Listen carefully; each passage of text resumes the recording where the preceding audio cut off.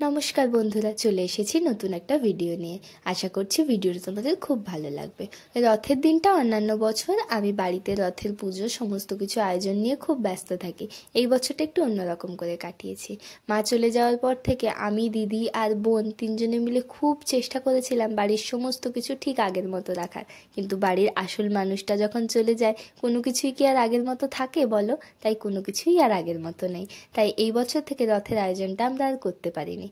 আর এই বছরটা রথের দিনটা তাই বড় মাসির বাড়িতেই ছিলাম। আসলে যে বছর থেকে আমাদের বাড়িতে রথের আয়োজন হতো সেই বছর থেকেই বড় মাসির বাড়িতে রথের দিনে পুজো হতো, কিন্তু কোনো বছরই বাড়িতে রথের পুজোর জন্য এখানে আসা সম্ভব হয়নি।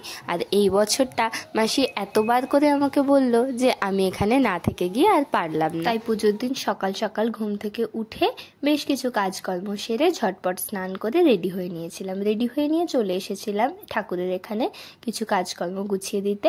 মাসিও এখানে ঠাকুর পুজোর জন্য কাজকর্ম গুছাচ্ছে। আর 8:30 নাগাদ আমাদের ঠাকুরমশাইও চলে এসেছিল। ঠাকুরমশাই এসে গুছিয়ে গাছিয়ে 9টার মধ্যে পুজো শুরু করে দিয়েছিল। এখানে দেখো আমি ঠাকুরমশাই আমাকে কিছু কাজ বলছিলেন আর আমি সেগুলো করছিলাম। বেশ কিছু নতুন পুজোর কাজও শিখলাম। তারপরে খুব সুন্দরভাবে আমাদের পুজো শুরু হয়ে গিয়েছিল।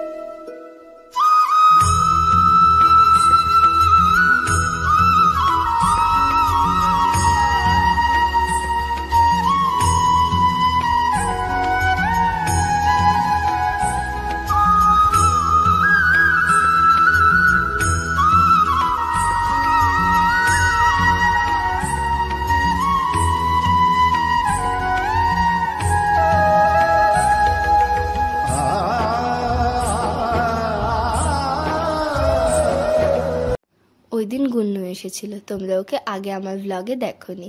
ও খুব কিউট। ও হলো আমার বনু, সম্পর্কে আমার এক মাসির মেয়ে। ও আসার পর থেকে আমার মনটা খুব ভালো হয়ে গেছিলো। আসলে ওকে ভিডিও কলে যখন দেখি খুব ইচ্ছে করে হাতের মুঠোয় পেতে। আর ওই দিনটা ও আসার পর সারাটাক্ষণ আমরা একসঙ্গে ছিলাম। আমার কোলে বসে বসে ও বেশ হোমটাও দেখছিল। একদম শান্ত হয়ে বসে পুজো দেখেছে, একটুও দুষ্টুমি করেনি। খুব ভালোভাবে আমরা সবাই মিলে বসে বাড়ির পুজো, অঞ্জলি এবং হোম শেষ করেছিলাম।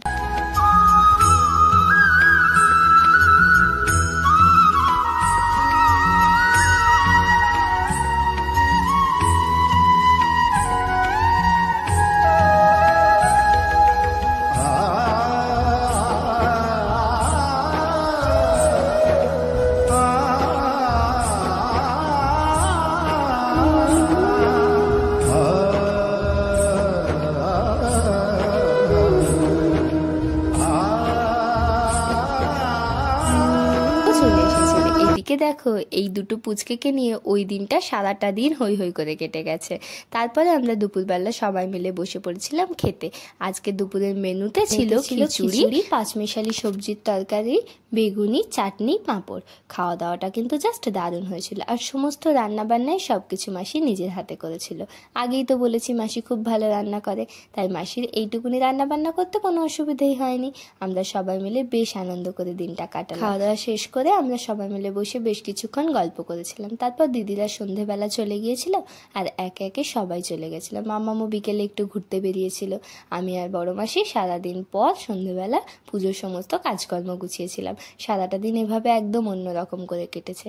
সত্যিই অন্যান্য বছরের মতো করে কাটেনি বলে খুব দুঃখ হয়েছে। প্রত্যেকটা মুহূর্তে মনে হয়েছে মনটা কেমন খারাপ করছে, কিন্তু তার মধ্যে থেকেও সবার সাথে একসাথে থাকার জন্য সেই দুঃখটা অতটা অনুভব করতে পারিনি। আর ভিডিওটা আশা করছি তোমাদের খুব ভালো লাগবে। ভিডিওটা ভালো লাগলে লাইক কমেন্ট করে দিও। আর আমার নতুন নতুন আরও ভিডিও দেখার জন্য একটু অপেক্ষা করো। খুব তাড়াতাড়ি আবারও নতুন ভিডিও নিয়ে তোমাদের সামনে আসছি।